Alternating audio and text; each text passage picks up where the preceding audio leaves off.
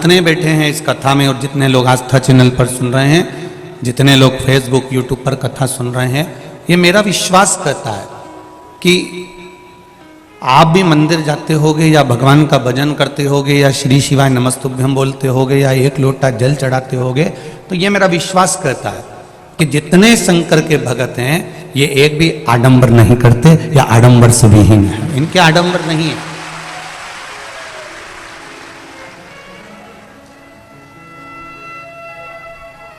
कई कई को तो जल चढ़ाना भी बस घर से लोटा उठाया ले गई, शिव जी को चढ़ा दिया, उसमें प्रसन्न हो गए। एक बेलपत्र वहीं से उठाकर वहीं चढ़ा दी, धोकर प्रसन्न हो गए। अब इसमें कहीं आडंबर दिखता हो लोगों को तो बात दूसरी।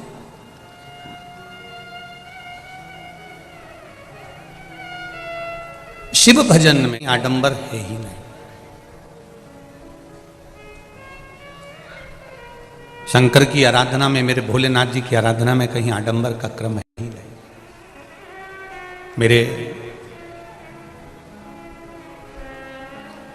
कपड़ा बदलकर कोई संत नहीं बन सकता, कपड़ा बदलकर कोई साधु नहीं बन सकता, कपड़ा बदलकर कोई भक्त नहीं बन सकता, कपड़ा बदलकर कोई सन्यासी या तपस्वी नहीं बन सकता। कपड़ा बदलकर ना तो तुम संत बन सकते हो, ना साधु बन सकते हो, ना तपस्वी बन सकते हो, ना सन्यासी बन सकते हो, ना तुम साधना कर सकते हो। कपड़ा बदलकर ना तुम भक्त बन सकते हो। पर शिव महापुराण की कथा कहती है कपड़ा बदलकर तुम भक्त भले नहीं बन सकते, पर कर्म बदलकर तुम भगवान के श्रेष्ठ भक्त जरूर बन सकते हो, यह निश्चित है। कई लोग ऐसे हैं जिन्होंने कपड़ा बदला और संत बन गए या साधु बन गए या गुरुजन बन गए या कोई भक्त बन गए, तो उनसे निवेदन करूंगा इससे आप केवल चोला बदल सकते हो पर कर्म नहीं बदल सकते। कर्म बदलकर ही परमात्मा को प्राप्त किया जाता है। कर्म बदलकर ही हम भगवान को प्राप्त कर सकते हैं। इसलिए बार बार कथाओं में मध्य में बार बार एक बात कहते रहे हैं, मत बुरे कर्म कर बंदे, मत बुरे कर्म कर बंदे, वरना पछताएगा भगवान की आंखों से तू बच नहीं पाएगा, तू बच नहीं पाएगा। अरे ओ अज्ञानी मत कर नादानी, अरे ओ अज्ञानी मत कर नादानी। तेरे कर्म का फल भी तू ही पाएगा, जैसा किया तूने तेरे आगे आएगा। तेरे कर्म का फल भी तू ही पाएगा, जैसा किया तूने तेरे आगे आएगा। मत बुरे कर्म कर बंदे, मत बुरे कर्म कर बंदे, वरना पछताएगा भगवान की आंखों से तू बच नहीं पाएगा, तू बच नहीं पाएगा। अरे ओ अज्ञानी मत कर नादानी। ये हमारी नादानीता है कि हम अभिमान रखकर, हम अहंकार रखकर, हम कहीं काम में, हम कहीं लोभ में, हम कहीं आसक्ति में, हम कहीं थोड़ी सी वासना में, थोड़ी सी तृष्णा में, हम थोड़े से लोभ में, हम थोड़े से अपने अहम के कारण, अपने थोड़े से लोभ के कारण हम भगवान की भक्ति नहीं कर पाते। हम भगवान का भजन नहीं कर पाते, हम भगवान का स्मरण नहीं कर पाते। और जब तक भजन का बल नहीं बढ़ेगा, जब तक भक्ति का बल नहीं बढ़ेगा तब तक परमात्मा की शरणागति प्राप्त करना कठिन है, बहुत कठिन।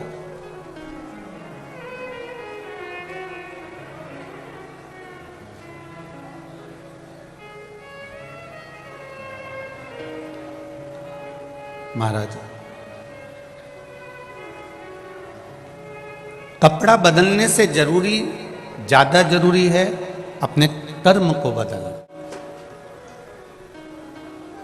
जो हमने कपड़ा बदला है, जो हमने कपड़ा चेंज करा है, उससे ज्यादा हमको कर्म बदलना पड़ेगा।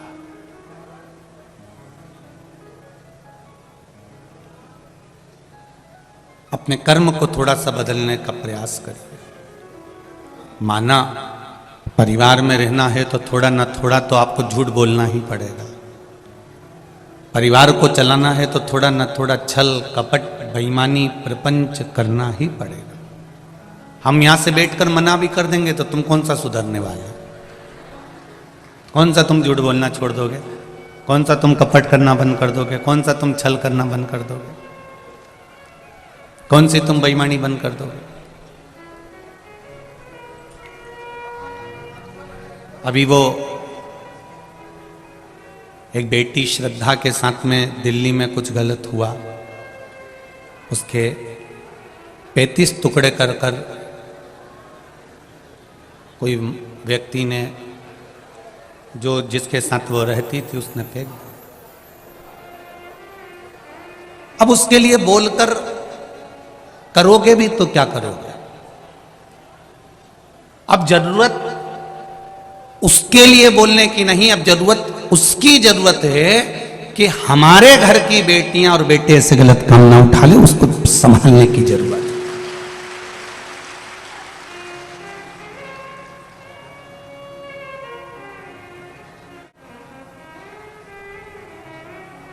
अब विचार और विमर्शता ये होना चाहिए कि हमारे घर के बच्चे कहीं गलत जगह ना पहुंच जाएं, हमारे घर की बेटियां कहीं गलत मार्ग की ओर ना चली जाएं, हमारे यहाँ के बच्चे किसी गलत मार्ग की ओर ना चले जाएं। ये श्रद्धा के उस स्वरूप से, श्रद्धा के उन टुकड़ों से हमें सीख लेना चाहिए।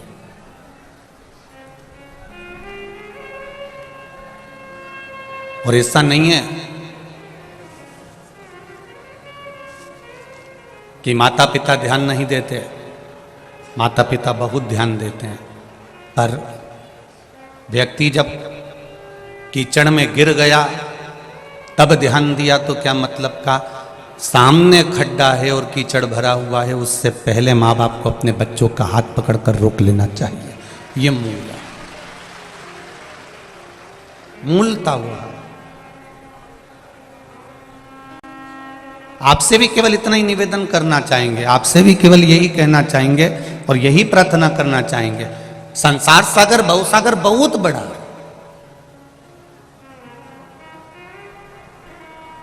और इतने बड़े भवसागर में, इतने बड़े संसार सागर में सब कुछ भरा हुआ है। यहाँ पाप कर्म भी है, यहाँ काम भी है, यहाँ लोभ भी है, यहाँ अहंकार भी है, यहाँ तृष्णा भी है, यहाँ अपना भी है, सब कुछ है।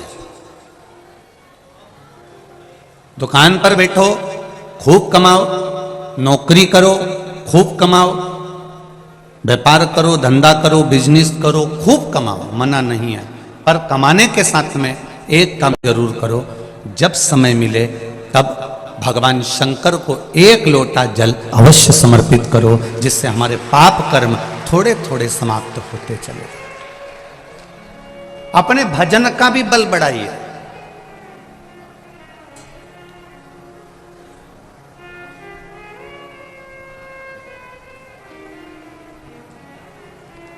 हमने अभी रायपुर की कथा में एक बात कही थी, आय बढ़ाने का साधन सबको ही बताएंगे आपको, आय बढ़ाने का तरीका हर एक व्यक्ति बताएगा आपको, आय बढ़ाने का साधन प्रत्येक व्यक्ति आपको बता देगा, पर उम्र बढ़ाने का साधन नहीं बता पाएगा कि हम किसका आशीर्वाद प्राप्त करें कि हमारी उम्र बढ़ जाए। वो भागवत या शिव पुराण या रामायण ही बता सकते। माता पिता के चरणों में बैठकर, गुरु के चरणों में बैठकर, घर के बुजुर्गों के चरणों में बैठकर जब हम बैठते हैं, उनका हाथ हमारे सिर पर पड़ता है तो उससे हमारी उम्र बढ़ती है, हमारे पास आय तो बढ़ रही है, पैसा तो बढ़ रहा है, पर उस पैसे का भोग करने के लिए हमारा शरीर भी तो स्वस्थ होना चाहिए। उस पैसे के भोग को करने के लिए मालूम पड़े तुम्हारी फ्रिज तो आ गया, और फ्रिज का पानी जब भी पीती है और मालूम पड़े गला पे टांसिल पड़ जाए, गला बैठ जाए, तो फिर वो फ्रिज का पानी किस काम का? बोलो री जी हाँ सही है कि गलत है? ऐसा फ्रिज का पानी किस काम का? तुम्हारे पास में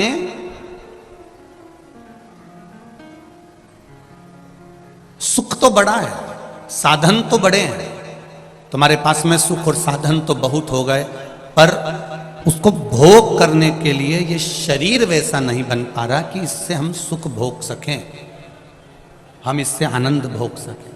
हमारा ये शरीर ऐसा नहीं बन पा रहा। हमारे शरीर को हम सुख भोगने के लायक कब बना सकते हैं? जब हम परमात्मा के चरणारविंद की रज प्राप्त करें, अपने माता पिता का आशीर्वाद प्राप्त करें, अपने घर के बुजुर्गों का आशीर्वाद प्राप्त करें, अपने गुरुजन का आशीर्वाद प्राप्त करें, तब जाकर हम इस शरीर के द्वारा थोड़ा सा सुख भोग सकते हैं।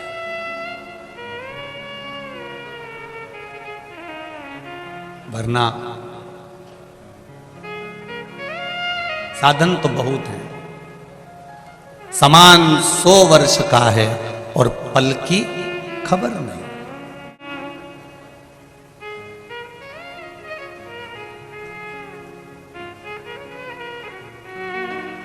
पल की खबर नहीं है। एक विद्वान से विद्वान भी, बहुत प्रबल भी, ये नहीं बता सकता कि तुम्हारी मृत्यु, तुम्हारा जन्म कब लिखा है। केवल एक देव अधिदेव महादेव को मालूम है कि माता के गर्भ से जब तू जन्मा था, तेरी नाल कटी थी, गर्भ से जो माता के संबंध तेरे गर्भ से बने हुए थे, वो नाल कटने के बाद जैसे ही नाल कटी, बच्चे की नाल कटते से ही विधाता ने शंकर भगवान की आज्ञा मानकर उसके मरने की तारीख लिख दी, तिथि लिख दी, पल लिख दिया, घड़ी लिख दी, समय लिख दिया, नक्षत्र लिख दिया, स्थान लिख दिया कि इस स्थान पर इतनी बजे, इतनी घड़ी में, इतने पल में ये मरेगा। ये उसने निश्चित कर दिया।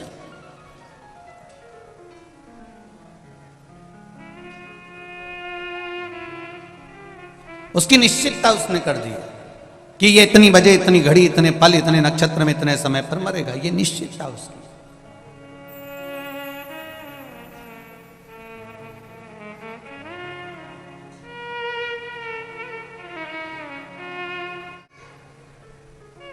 कोई कहे हम इनका भाग्य देख लेते हैं, कोई कहता है हम इनके भविष्य देख लेते हैं, कोई कहता है हम इनका पूरा जीवन देख लेते हैं जरा सी देर में कि इनके भाग्य में क्या लिखा है, इनके भविष्य में क्या लिखा है। परंतु शिव महापुराण की कथा कहती है कि भाग्य और भविष्य सब मेरे महादेव के हाथ में छोड़ दो, तुम अपना कर्म पकड़ कर चलो और आगे बढ़ते चलो। भाग्य और भविष्य सब शिव जी के हाथ में छोड़ दो। तुम कर्म करो, मेहनत करो, तुम भगवान की शरणागति ग्रहण करो, विद्या अध्ययन करो, खूब दिल से पढ़ाई करो, और दिल से अगर पढ़ाई करते रहोगे और शिव जी की शरणागति ग्रहण कर कर चलोगे तो ये निश्चित है तुम्हें मंजिल जरूर मिलेगी। एक बच्चे ने लिखा है,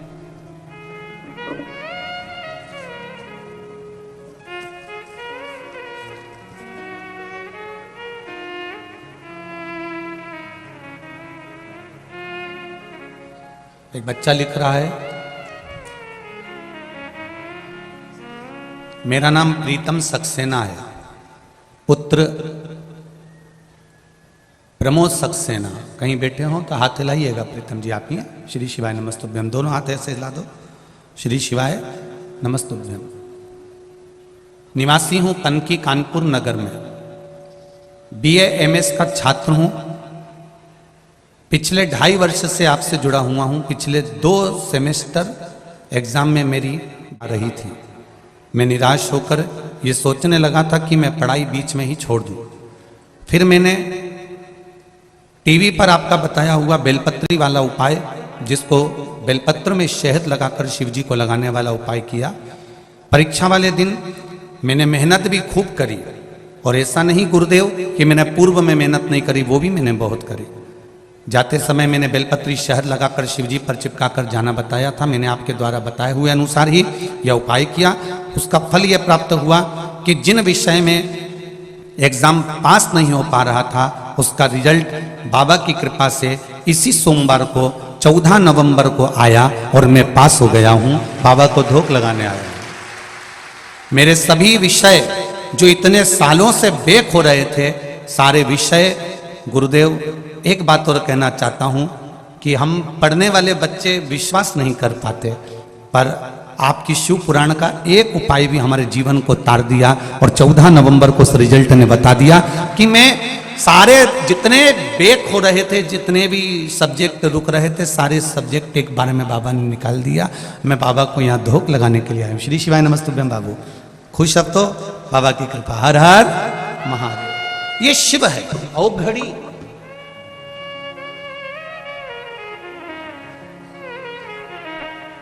उसकी कृपा का हमें गुणगान करना। हम ये नहीं कहते कभी भी व्यासपीठ से कि आप कर्म करना छोड़ दो, आप पढ़ाई करना छोड़ दो, आप कर्म की ओर ध्यान ना, खूब करो। तुम्हारी कैपेसिटी अगर इस शरीर की है 5 घंटा पढ़ाई करने की, तो 6 घंटा पढ़ाई करो। इस शरीर की अगर कैपेसिटी है कमाने के लिए दुकान पर 8 घंटा बैठने की, तो 9 घंटा बैठो, मना नहीं है। खूब कमाओ, दिल से कमाओ, दिल से मेहनत करो, पर उसके साथ में, मेहनत के साथ में थोड़ा सा शंकर भगवान का 1 लोटा जल का नियम बना लो, जिससे हमारा पूर्व का भी जन्म, आने का भी जन्म सब संवरते चले जाए। 24 घंटा भजन नहीं करना है आपको। हम 24 घंटा भजन करने का आपको बोलेंगे भी नहीं, और आप करने वाले हो भी नहीं, इतने भी जोरदार नहीं हो कि 24 घंटा भजन कर लो। तो कहकर क्यों बात खराब करना आपको?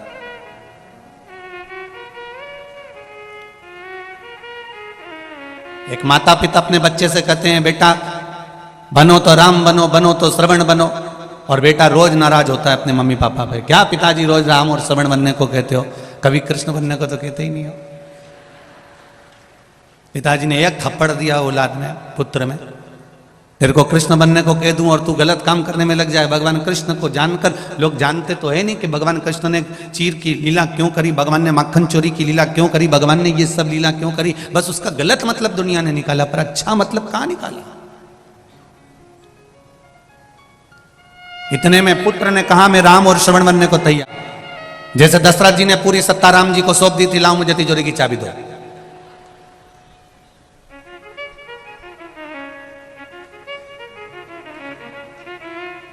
हम फिर कहें आपको, अपने बच्चों से यह मत कहो कि तुम उनके जैसे बनो। अपने बच्चों को इतना संस्कार दीजिए, इतना संस्कार दीजिए और इतना अच्छा बना दीजिए कि दुनिया के लोग कहें कि उनके बेटे जैसा बन जा। यह संस्कार होना चाहिए, यह ज्ञान होना चाहिए।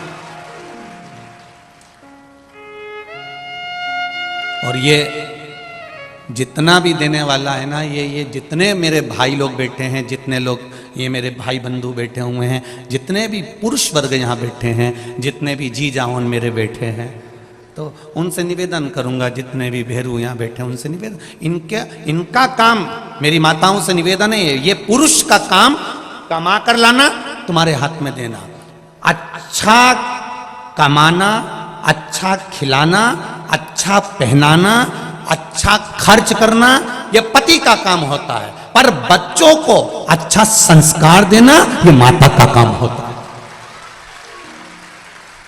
पिता दिन भर ड्यूटी पर रहता है, पिता दिन भर नौकरी पर रहता है, पिता दिन भर दुकान पर रहता है, पिता दिन भर सर्विस पर लगा रहता है। उसका काम कमाकर तुम्हारा पेट भरना, तुम्हें अच्छा कपड़े देना, तुम्हें अच्छी एजुकेशन देना, तुम्हारी पढ़ाई के लिए ज्यादा से ज्यादा खर्च कर देना, अच्छे से अच्छे ट्यूशन लगा देना, अच्छे से अच्छे स्कूल में जमा कर देना। तुम्हारे लिए एक पिता नौकरी कर कर, सर्विस कर कर, ड्यूटी कर कर, एक कमाकर दुकान पर बैठकर, धंधा कर कर, व्यापार कर कर, तुम्हारा पिता तुमको लाकर तुम्हारा पेट भर सकता है, तुम्हारा अच्छा कपड़ा पहना सकता है, तुम्हारे लिए अच्छा मकान बना सकता है, तुम्हारे लिए अच्छा घर बना सकता है, अच्छी गाड़ी ला सकता है, पर उस बच्चे को अच्छा संस्कार देना, नम्रता देना, पिता से सही तरह से बात करना केवल मां ही सिखा सकती है। वो माता का कर्म है कि माता उसको किस तरह से डील कर रही है, माता उसको किस तरह से सिखा रही है।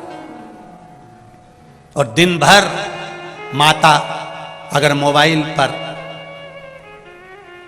24 घंटे लगी रहे तो बच्चे भी मोबाइल पर 24 घंटे लगे रहते हैं।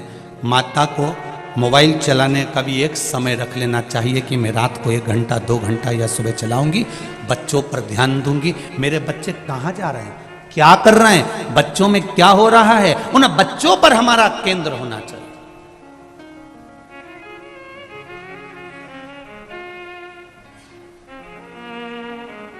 जब बच्चा बड़ा हो जाता है ना तब मां पूछती है कहां जा रहा है। जब बच्चा छोटा रहे तभी बच्चे पर इतना कंट्रोल होना चाहिए कि वो जाए तो बता कर जाए, मम्मी मैं मेरे दोस्त के यहाँ जा रहा हूँ, मेरे को कॉपी लाना है, मम्मी मैं अभी आता हूँ, मम्मी मैं अभी पहुंचा। तब माता के सामने, अब माँ कहे बच्चा बड़ा होने के बाद में पूछे कि कहाँ जा रहा है तो बच्चे को बुरा लगता है फिर, क्योंकि इतने सालों से उसने पूछा ही नहीं था। अब क्यों टोक रही है, अब क्यों बता रही है, अब क्यों बोल रही है।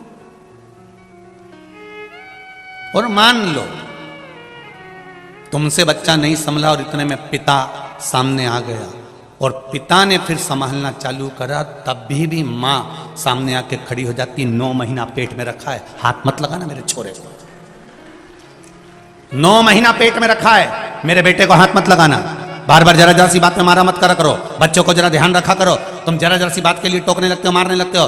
कभी 500 का नोट नहीं दिया, कभी 1000 का नोट नहीं दिया, कभी 2000 नहीं दिया, कभी 200 रुपए नहीं दिया। पिता कहता है ये सब कुछ जो कमाया है सब इसी का तो है, अगर आज मैं हाथ से नहीं दे रहा हूं तो बाद में तो मिलेगा ना। कौन सा मैं बांध कर छाती पे रखकर ये सब ले जाऊंगा, और जो मर गए वो कौन सा फ्रिज बांध के ऊपर ले गए, कि एसी बांध कर ले गए, कि अलमारी ले गए। हो सकता है इधर कानपुर वाले ले जाते हो तो बात दूसरी है। कौन मरने पर लेकर चले गया, सब छोड़ा तो यही है। और इतने लोग बैठे हैं, अगर बेटा नहीं भी पूछता है, बच्चे नहीं भी पूछते हैं, इसके बाद अगर कोई कह दे इनसे कि तुम्हारा बेटा तुमसे नहीं पूछता, तुम्हारी बहू तुम्हें नहीं पूछती, तुम्हारे रिश्तेदार तुमसे नहीं पूछते, तुम्हारे परिवार वाले तुम्हें नहीं पूछते, एक काम करो पूरी प्रॉपर्टी उठा के कहीं दान में दे दो, तो भी नहीं देगा।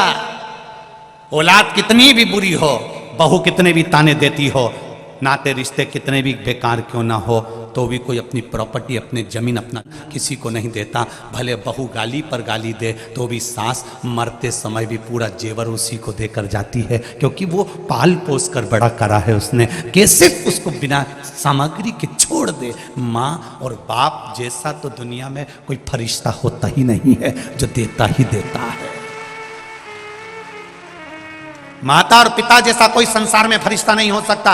दुनिया में सबसे पहला अगर कोई परमात्मा है, दुनिया में सबसे पहला अगर कोई भगवान है, दुनिया में सबसे प्रथम अगर कोई परमात्मा है तो वो मेरे माता पिता हैं, आपके माता पिता हैं, जिन्होंने कुछ आपसे लिया नहीं है, आपको जिंदगी भर दिया ही दिया है। रात भर जगती है, तुम्हारे ऊपर कम्बल उड़ाती रहती है, रात भर रोती है जब तुमको एक इंजेक्शन लग जाता है, तुम्हारे शरीर में कष्ट हो जाता है, तुम्हारी पढ़ाई के लिए, अच्छी एजुकेशन के लिए, तुम्हारी विद्या के लिए वो मायके तक नहीं जाती कि इसकी एग्जाम चल रही है, इसकी पढ़ाई चल रही है, मैं नहीं जाऊंगी, अभी इसको पढ़ाऊंगी और इसका एग्जाम है। वो अपना जीवन खुद खा रही है। इतने में बच्चे ने कह दिया मम्मी क्या खा रही हो, मुझे दो। एक ग्रास मुंह में गया था, इतने में पूरी प्लेट अपने बच्चे के हाथ में दे देती है। वो दुनिया में कोई दूसरा नहीं, परमात्मा ही हो सकता,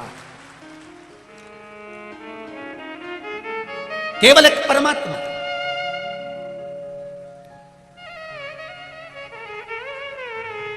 बस उनको किस समय पर किस चीज की जरूरत है उस समय पर हमको अनुमोदन होना चाहिए। ऐसा नहीं कि श्रद्धा के टुकड़े हुए तो किसी को ऐसे ही मालूम पड़ गया। उस बाप के दिल में थोड़ी सी तड़प हुई होगी कि मेरी बेटी इतने दिन से फोन नहीं लगा रही है, बात नहीं कर रही है। बाप का हृदय, माँ का हृदय तड़पा और वो बाप जाकर मालूम करा, तब जाकर प्रशासन को भी मालूम पड़ा कि ऐसा हो गया। ये बाद में मालूम पड़े, उससे अच्छा है अपने बच्चों पर पहले ही संयम धीरे धीरे करना प्रारंभ करो, जिससे कोई दूसरी श्रद्धा के साथ में ऐसा ना हो जाए।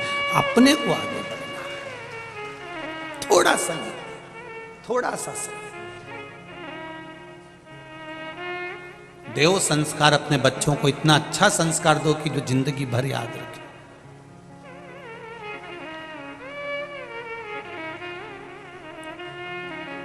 मीरा भी अच्छी थी, कर्मा भी अच्छी थी, ध्रुव जी भी अच्छे थे, प्रहलाद भी अच्छे थे,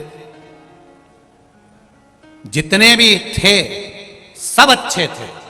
पर संसार के लोगों को अच्छे लोग पसंद कब आते हैं?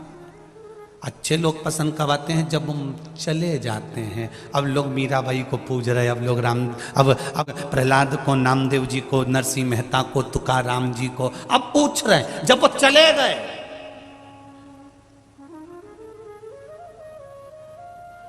दुनिया के लोगों को अच्छे लोग पसंद कब आते हैं? जब वो चले जाते हैं। बहू सास को इतना लंबा पल्लू रखकर प्रणाम कब करती है? जब सास चली जाती है।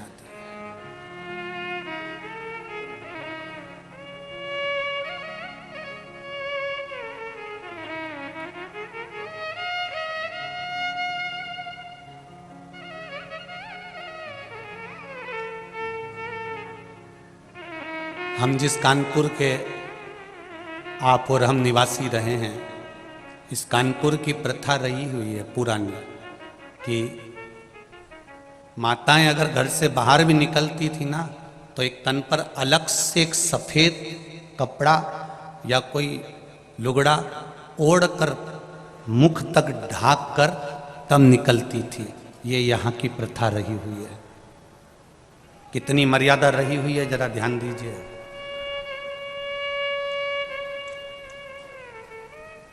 और आज भी वो मर्यादा यहाँ दिख रही है। कई जगह हम कथा करने जाते हैं, लोगों का पल्लू यहाँ रखा रहता है, पर कानपुर के इस पंडाल में आप देखेंगे तो सिर पे पल्लू रखा हुआ है और कथा सुन रहे हैं। ये मर्यादा आज भी दिखती है। इधर उत्तर प्रदेश के इस क्षेत्र में गंगा के घाट पर आप इस मर्यादाओं को देख सकते हैं। यहाँ की मर्यादाएं झलकती हैं।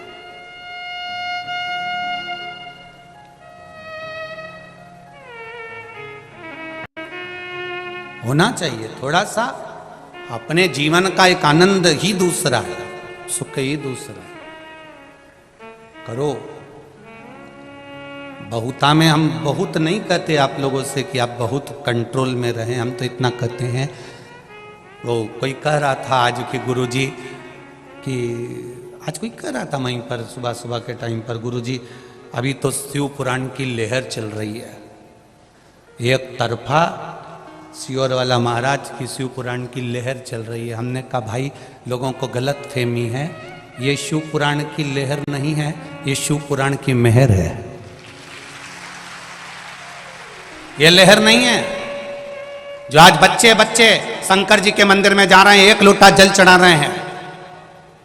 घर के बहू और बेटा भी एक शिव जी के मंदिर में जाते हैं। और मेरी माताएं भी अपने पति से भी कहती हैं कि एक लोटा जल चढ़ाना, फिर चले जाना दुकान। और कई पुरुषों को हमने देखा है दुकान जाते समय बोतल में पानी भरा हुआ है तो बोतल का पानी ही शिव जी को चढ़ाते हुए निकलते हुए चले जाते हैं। ये लहर नहीं है, ये मेहर है शंकर भगवान की। ये शिव जी ने आशीर्वाद दिया है शिव महापुराण के रूप में। ये भोलेनाथ जी ने तुम्हारा हस्त कमल पकड़ा है इस शिव पुराण के रूप में। ये शिव कृपा है, ये शंकर की उदारता, ये शंकर की दया है, ये करुणा है।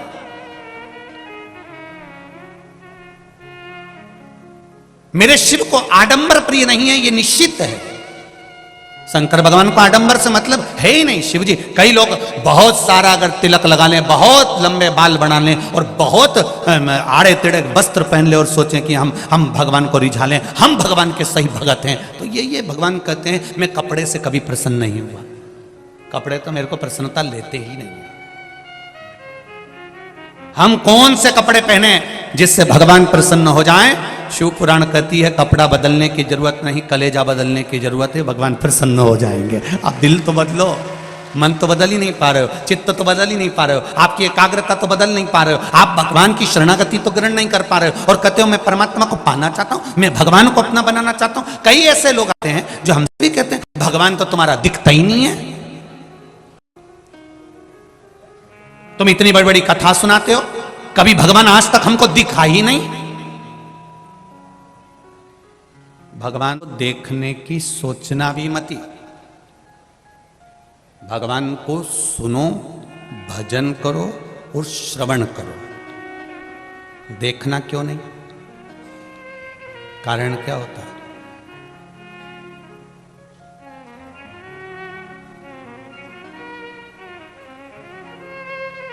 जिस छोरी से शादी होने वाली रहती है ना, छोरा उनकी, और जिस छोरी की शादी छोराओं से होने वाली होती है, पहले मन में कितनी उमंगता होती है कि एक बार मैं इसको देखूं, एक बार देखूं, एक बार देखूं। और शादी नहीं हो जब तक तो ललकता रहे कि देखूं, और जब जगदम्बा घर में आ जाए फिर भेरू तेरे को रोज का सिंदूर चढ़ा है, रोज। अब क्या कहता है? मैं तो मर जाऊं तो अच्छा, इससे पीछा छूट जाए तो अच्छा। क्यों? पहले तो तू गा रहा था, तुझे ना देखूं तो मुझे चैन आता ही नहीं है। पहले तो तू ही गा रहा था, अब कहां गया? ये संसार है भाई। तुम्हारे पास में जो गाड़ी नहीं होती है, टू व्हीलर, फोर व्हीलर, जो कंपनी की गाड़ी तुम्हारे पास में नहीं है, उसको पाने की ललकता बढ़ती है। बोलो सही है कि गलत है?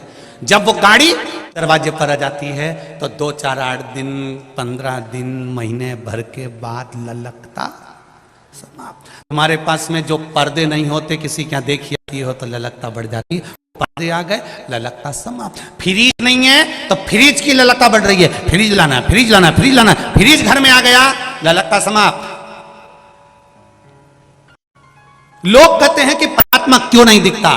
शिव महापुराण की कथा कहती है इसीलिए नहीं दिखता क्योंकि वो तुम्हारी ललकता समाप्त नहीं करना चाहता। वो चाहता है तुम्हारा भजन चलता रहे, वो चाहता है तुम्हारा स्मरण चलता रहे, वो चाहता है तुम एक लोटा जल चढ़ाते रहो, वो चाहता है तुम भजन करते रहो, वो चाहता है तुम कीर्तन करते रहो, वो चाहता है तुम राम कृष्ण का स्मरण करते रहो, वो चाहता है तुम शिव मंदिर जाते रहो। अगर एक बार उसने आकर दर्शन दे दिया तो तुम दूसरी बार फिर पाने की ललकता नहीं करोगे। फिर तुम सोचोगे मुझे तो भगवान मिल गया, मुझे तो भगवान मिल गया। लंकाधिपति रावण इसी अहंकार में फूल गया था कि मेरे पास सोने की लंका है, मेरे पास भोलेनाथ जी हैं, मेरे पास सोने की लंका है, मैंने सबको बंदी बना कर रखा है, मेरे पास सारे देवता हैं, मैंने नवग्रह को अपने हाथ से बंधन में बना कर रखा है, इंद्र को तो मैं कोने में रखता हूं, वरुण गरुण को मैं कोने में रखता हूं। ये रावण का अभिमान चरम सीमा तक पहुंच चुका था। इसलिए परमात्मा भगवान शिव ने भी रावण से कहा था, रावण तू बार बार मुझसे कहता है कि दर्शन दो, दर्शन दो, दर्शन दो, मैं तुझे दर्शन नहीं देना चाहता, कहीं तेरी ललकता समाप्त ना हो जाए।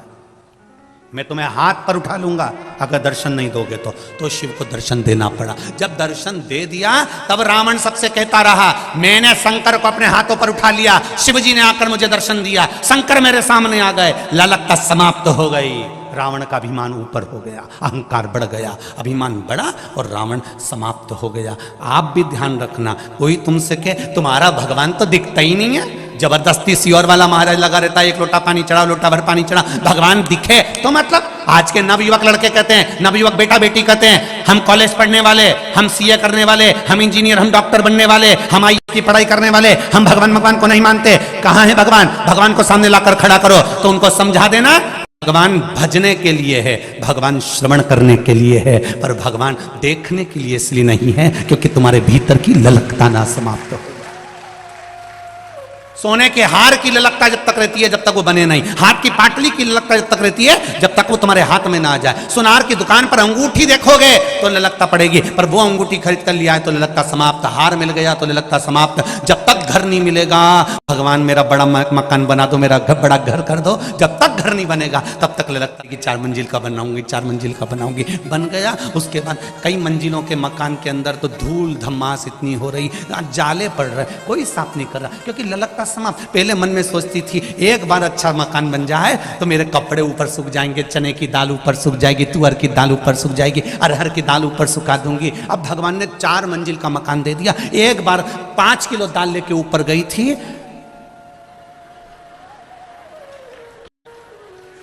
जब नीचे आई दाल खाने के लायक नहीं बनी, इतनी ललकता। गई थी ऊपर, बड़े अरमान से चढ़ी थी, बहुत आराम से। और बहू से कह के भी गई थी, तू भी ले आना थोड़ा सा सामान, कपड़े वपड़े सूखने के ऊपर ले आना। बहू के तुम ही जाओ, मैं नहीं जाऊंगी, नहीं गई। बहून बहुत समझदार है, वो कहीं जाए, मैंने कहा डोकरी की चढ़ाई दो। अब बहू नीचे से कह रही है, मम्मी आ जाओ। बहू नीचे से आवाज लग रही, मम्मी चाय पीने आ जाओ। सास कह रही है, यहीं लिया। बहू नहीं जाऊंगी, नहीं जाऊंगी, नहीं गई वो ऊपर। फिर शाम को धीरे धीरे सास 2-2 4-4 सीढ़ी नीचे उतर के आई। उन्हें कहा, तूने हमारी चाय लाके नहीं दी, मुझसे चढ़ा नहीं जाए। फिर सास चिल्लाई कि मैं बुढ़िया होके इतनी ऊपर चढ़ गई तो उससे चढ़ा नहीं जाए। तो बहू कह दे, मम्मी तुमने देसी घी खाया है। तो सास बोली, तूने कुछ नहीं खाया। बहू बोली, नहीं तुमने मेरा प्राण खाया है। क्या बोले? बोले तो बोले क्या? चलिए महाराज,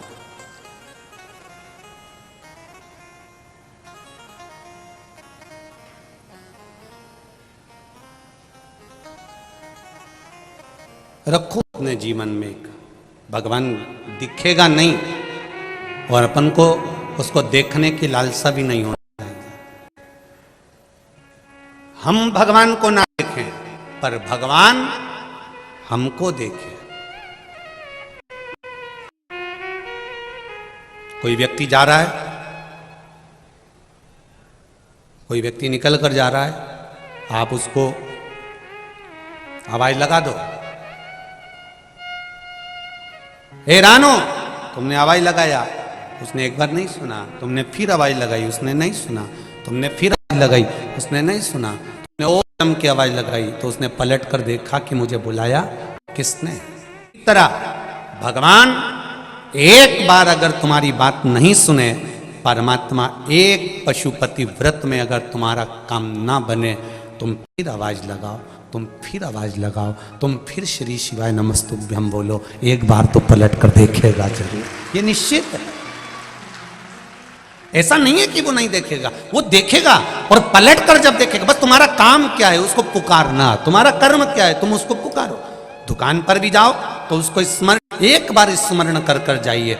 अपना रूट थोड़ा सा चेंज करिए, थोड़ा दुकान जाने का मार्ग बदल दो। वैसे भी हमारे यहाँ नियम है कि रोज एक ही रास्ते से दुकान नहीं जाना चाहिए। क्यों? कोई सामान लेकर आ रहे हो, किसी ने ध्यान रख लिया कितनी बजे यहीं से निकलता है, तो उसने उस समय का ध्यान करा। रूट चेंज करो। कभी कभी तुम्हारे मन में ये चेंज हो जाना चाहिए कि मैं रोज दुकान जाता हूँ, बीच में शंकर जी का मंदिर नहीं पड़ता, अब मैं उस मंदिर, उस मार्ग से जाऊंगा जहां पर मेरा महादेव एक झलक दिखा दे, बस उस झलक के सम्मुख से निकल कर जाऊंगा। और मुझे, अगर आप शिव के मंदिर में अंदर भी नहीं जा सकते तो मत जाओ। शंकर के मंदिर में अंदर प्रवेश नहीं कर सकते, मत करो। शिखर का दर्शन कर लो। शिखर भी नहीं देख सकते तो उसके दरवाजे पर थोड़ी सी स्माइल देकर प्रसन्न के साथ में निकल कर चले जाओ। वो भी सोचता रहेगा ये हंस के क्यों गया है।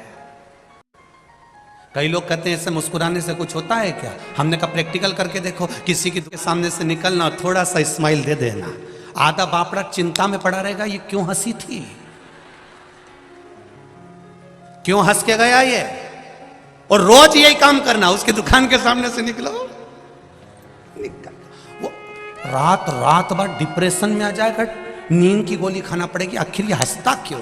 मेरी दुकान के सामने आएगा और हंसेगा, मेरे सामने आएगा और हंसेगी, आखिर कारण क्या है? भगवान के मंदिर के सामने से निकलो तो भी मुसद्दी लाल जैसे मुंह उतार के मत जाना, प्रसन्न में जाना। तो पार्वती भी शिव जी से कहेगी रोज तुम्हारे मंदिर के सामने से मुस्कुरा कर जाता है, इसको बहुत दुख है, इसके बाद भी ये प्रसन्न दिखता है, बहुत कर्जे में डूबा है, बहुत टेंशन में है, बहुत तकलीफ में है, इसके बाद भी क्यों मुस्कुराता है? शंकर जी कहते हैं कोई बात नहीं, सब दूर रोता रहे पर मेरे सामने तो मुस्कुराया है। पार्वती इसके खाते में खुशी दे दे, मुस्कुराहट दे दे, जा दे,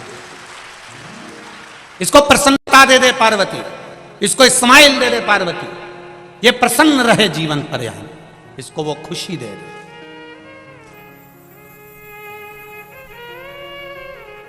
एक पत्र आया है।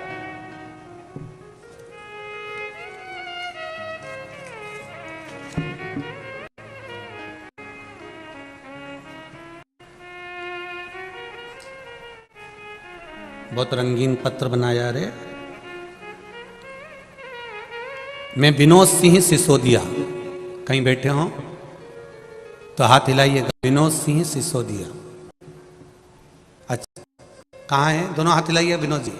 ठीक है, दिख गए हो। श्री शिवाय नमस्तुभ्यम। रख लो हाथ नीचे, रख लो विनोद जी। ग्राम नगला खान सिंह, पोस्ट मदनपुर, जिला फर्रुखाबाद, उत्तर प्रदेश का रहने वाला हूँ। गुरुजी मैं क्या खान करूँ भगवान देवादिदेव महादेव का। गुरुजी मुझे 2018 में कैंसर रोग हो गया था। मैं और घर वाले बहुत परेशान थे। गुरुजी मैंने 2018 में लखनऊ में इसका ऑपरेशन भी करवा लिया था। गुरुजी मेरी दवा बराबर चलती रही और 4 साल बाद फिर डॉक्टर ने दोबारा ऑपरेशन के लिए बोल दिया। मेरे को कैंसर वापिस हो गया। जितना जल्दी हो सके आप ऑपरेशन करा लीजिए। डॉक्टर ने तारीख दे दी। 20 mm की वापिस गठान हो गई गुरुदेव। तुरंत ऑपरेशन करवाना पड़ेगा, कैंसर ज़्यादा फैलते जा रहा है। गुरुजी मुझे कुछ समझ में नहीं आ रहा था कि मैं क्या करूं। हमने अपने घर वालों को जाकर बताया तो वो लोग भी बहुत परेशान हो गए। गुरुजी फिर मुझे किसी ने बताया कि आप सीहोर जाओ और कुबेरेश्वर धाम पर जाकर, हमने टीवी पर सुना है वहां से रुद्राक्ष लिया। गुरुजी 21 जुलाई दिन गुरुवार को हम सीहोर पहुंचे और वहां पर आपकी शिव पुराण चल रही थी। गुरु ने वहां शिव पुराण सुनी, माथा टेका और शंकर भगवान से प्रार्थना करी जब मैं यहाँ से जाऊं तो मेरा कोई गठान नहीं निकले। गुरुजी हमने बहुत कोशिश करी पर रुद्राक्ष समय पर नहीं मिल पाया। जब रुद्राक्ष नहीं मिला तो सीहोर की भूमि को प्रणाम कर कर वहीं का एक कंकर उठा लिया। आप कहते हो कि कुबेरेश्वर धाम की भूमि पर कंकर शंकर है। हमने उसी कंकर को उठा लाए और हमने वही कंकर लेकर आए और उन्हीं को चढ़ाकर रुद्राक्ष मानकर जल पीना चालू कर दिया। गुरुजी मैं दोबारा से चेकअप के लिए लखनऊ पहुंचा तो डॉक्टरों ने कहा आपके जो गठान 20 mm की थी वो गठान आपके भीतर है ही नहीं, पूरी गठान गल चुकी है, आपका कैंसर ठीक हो चुका है। ये शिव है। मैं विनोद सिंह सिसोदिया। सिसोदिया जी ठीक है अब आप? श्री शिवाय। बैठ जाइए, खुश रहिए, बैठिए। श्री शिवाय नमस्तुभ्यम। हर हर महादेव। बैठ। अब मेरा कैंसर ठीक हो गया गुरुदेव। बाबा की कृपा इसी को कहते हैं। ये पत्र है, शिव की उदारता, शंकर की करुणा। पर पत्र बड़ा सुंदर बनाया रे सिसोदिया जी, बहुत सुंदर। श्री शिवाय नमस्ते। शिव कृपा होती है, आप उसका गुणगान करिए। फिर निवेदन करूंगा, आप शिव का मंदिर संभालो, आप शिव महापुराण की कथा संभालो, आप टीवी पर सम्मुख में बैठकर आस्था चैनल पर या फेसबुक पर 3 घंटे की कथा संभालो, मेरा महादेव आपको संभाल लेगा, ये निश्चित है। करो भजन उसका, करो स्मरण उसका। देवऋषि नारद जिनके भीतर भगवान विष्णु की शरणागति की भक्ति प्रबल थी, देवऋषि नारद श्रीमन नारायण श्रीमन नारायण श्रीमन नारायण श्रीमन नारायण हमेशा जपते, प्रत्येक पल।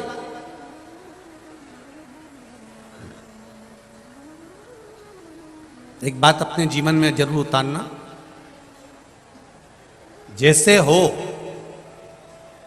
वैसे ही जीवन जीना।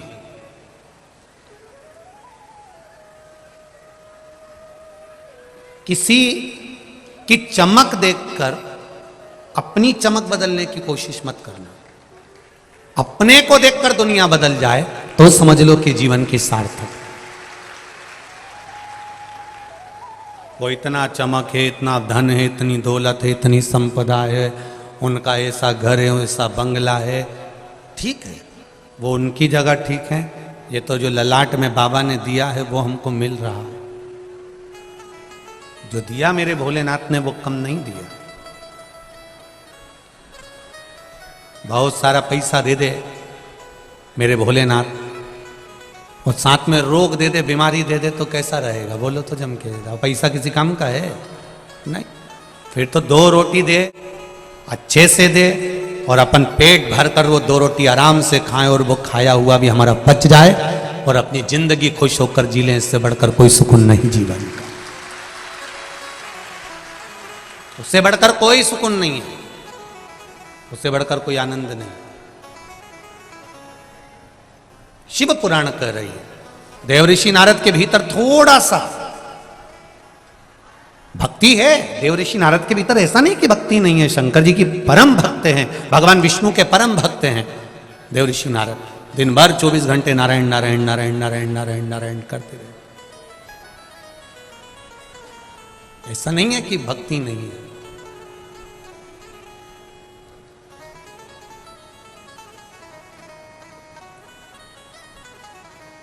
देवऋषि नारद के भीतर भक्ति तो है, भगवान विष्णु की भक्ति है, पर देवऋषि नारद को यह ज्ञात नहीं है कि भक्ति करो मना नहीं है, पर किसी को नीचा दिखाने का प्रयास मत करो।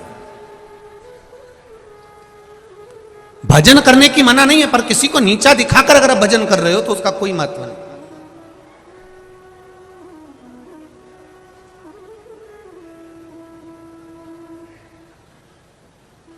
कई बार माताएं शिव जी के मंदिर में रहती हैं, रोज जाती हैं, रोज पूजन करती हैं, और कोई माता कभी कभी आ जाती है शंकर जी के मंदिर में। तो कई माताएं जो रोज वाली है ना, वो हम रोज वाले हैं,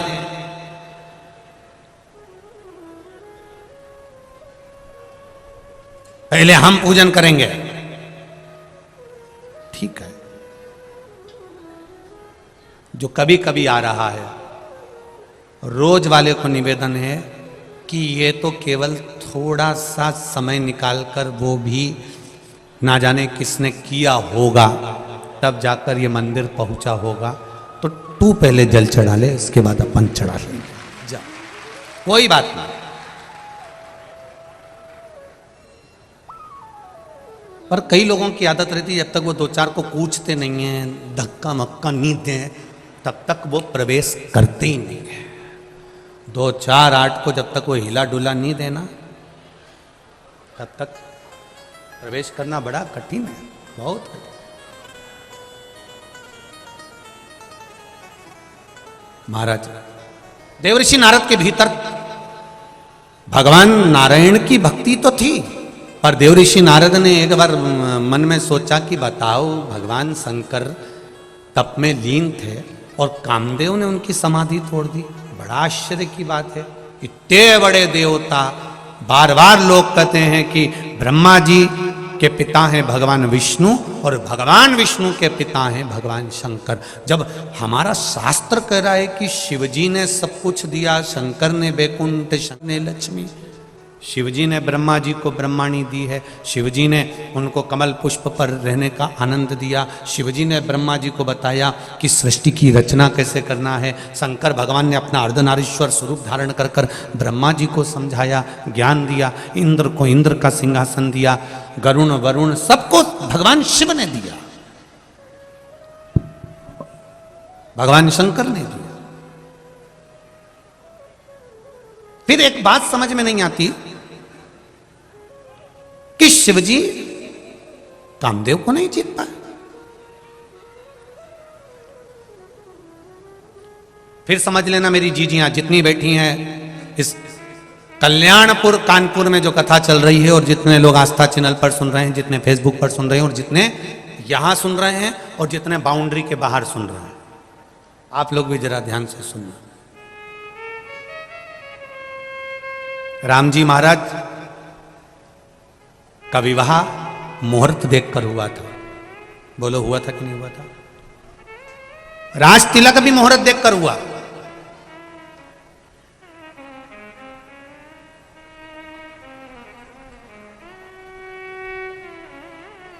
सती मैया का विवाह भगवान शंकर के साथ हुआ, पर सती मैया जलकर भस्म होती हैं, राम जी को वन जाना पड़ता है। राज सिंहासन छोड़कर सीता जी को भी वन वन डोलना पड़ता है। तो किसी ने एक प्रश्न किया कि ये क्यों हुआ, आखिर कारण क्या है, किस कारण से? स्वयं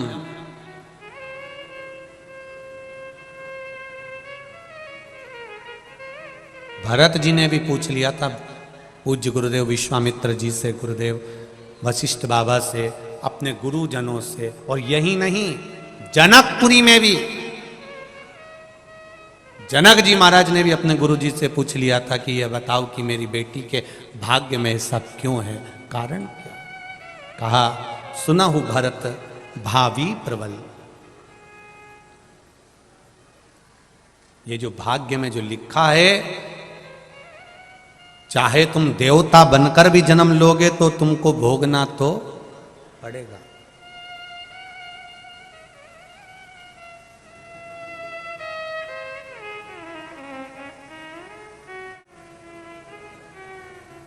भोगना तो पड़ेगा, ये निश्चित है। मंदिर जाओ मत जाओ तुम्हारी मर्जी है, लोटा भल के जल चढ़ाओ ना चढ़ाओ ये तुम्हारी मर्जी है, भजन करो ना करो ये तुम्हारी मर्जी है।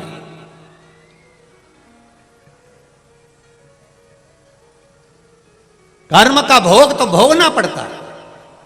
मेरे राम जी महाराज ने छुपकर बाली को मारा था, तो कृष्ण अवतार में बाली ने छुपकर भगवान कृष्ण को बाण मारा था।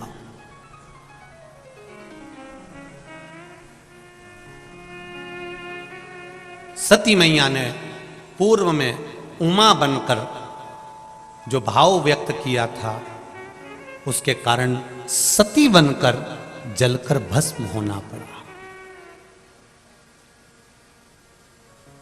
एक गर्भवती चिड़िया को कैद में रखा तो माता जानकी भी गर्भ में रही, तब उनको भी बन बन डोलना पड़ा। कर्म की गति है, कौन मिटा सकता है? ये भाग्य में लिखा हुआ तो भोगना तो पड़ता है। भाग्य का लिखा हुआ प्रत्येक, फिर निवेदन करेंगे कि 13वीं पर ध्यान दिया लोगों ने कि ये मर गया तो इसका 13वां हुआ, ये मर गया तो इसका 13वां हुआ। वो 13वें पर ध्यान दिया, 13वीं पर दिया, पर लोगों ने वो 13 बातों पर ध्यान नहीं दिया कि जो मनुष्य के भीतर 13 चीजें हैं जो केवल मनुष्य खुद करता है, उसकी ये 13 चीजें कोई दूसरा नहीं कर सकता। 13वें का मतलब क्या होता है? केवल नुक्ती खा लेना किसी के मरने के बाद, या गुलाब जामुन या पूरी सब्जी या रायता, इसको 13वां नहीं कहा गया। 13 चीजें मनुष्य के जीवन में ऐसी होती है जो मनुष्य को खुद करना पड़ता है, कोई दूसरा नहीं करता।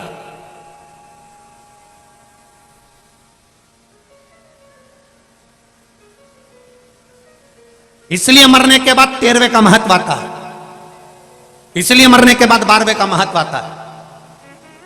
क्यों? वो 13 चीजें हमारा सनातन धर्म कहता है।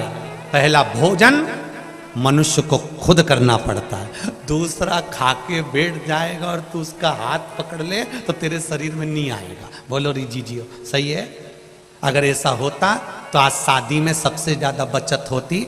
पति तुम्हारा समोसा खाता, तुम सिर पे पल्लू लेके उसको टच करके घूमती। एक प्लेट का भोजन बच गया कि नहीं बच गया?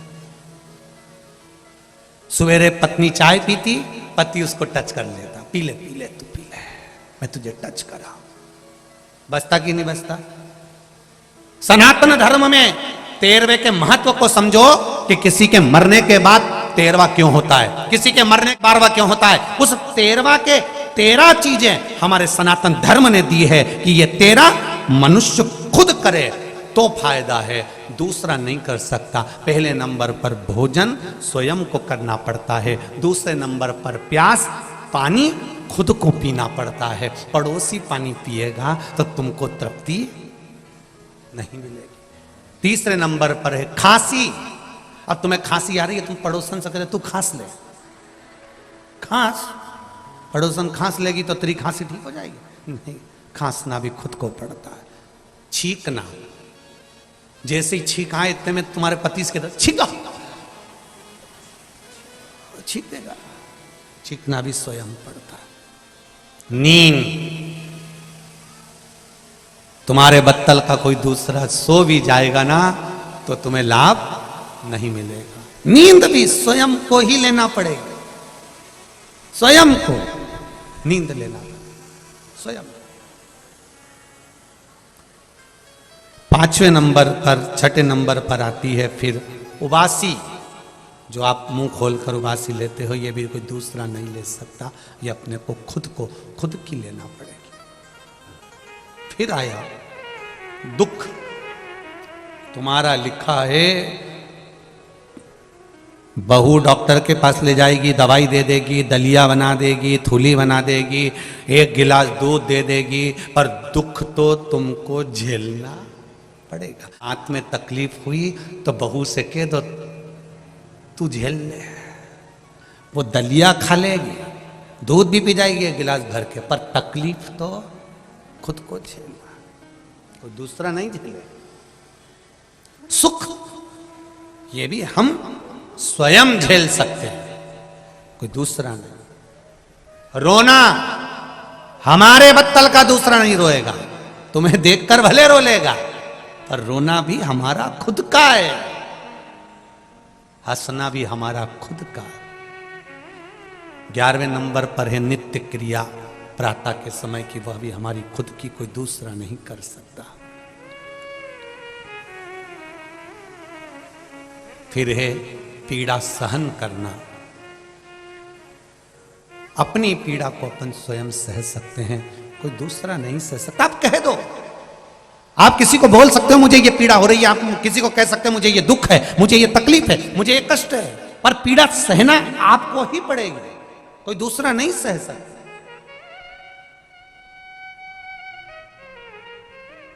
फिर 13वें नंबर पर आया है भजन। आपका भजन आपको खुद करना पड़ेगा, कोई दूसरा नहीं कर सकता। आपके हिस्से का आपको ही करना। ये 13 मनुष्य के कर्म हैं जो मनुष्य को खुद करना पड़ते हैं, कोई दूसरा नहीं करता।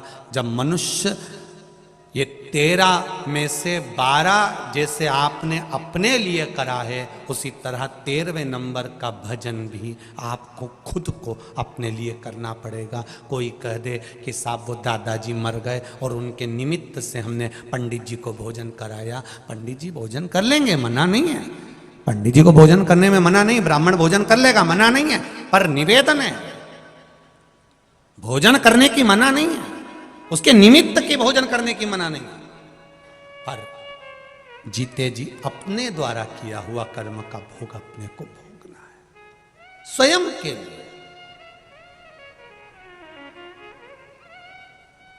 13वें नंबर का है भजन, जो स्वयं को करना पड़ेगा, स्वयं के लिए। एक एक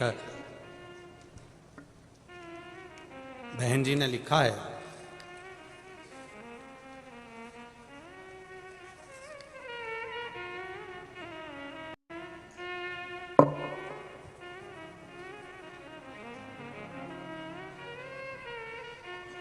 शंभु शरणे पड़ी मांगू घड़ी रे घड़ी दुख काटो, दया करीने दर्शन आपो।